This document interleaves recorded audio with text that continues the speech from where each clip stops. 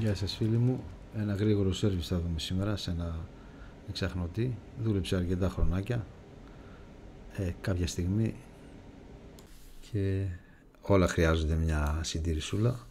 Εντάξει, αυτό είχε κάψει μια αντίσταση, βάλαμε και μια λίγο μεγαλύτερη, καθαρίστηκε τέλεια, μπήκε μόνωση, επίσης μπήκε και μια βάση έξτρα για να μπορεί να στηρίζεται στις κυψέλες μόνο του.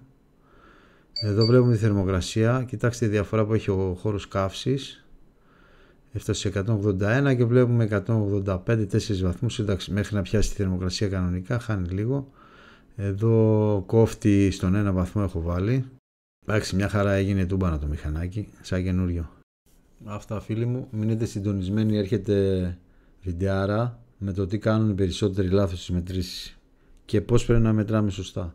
Καλή συνέχεια.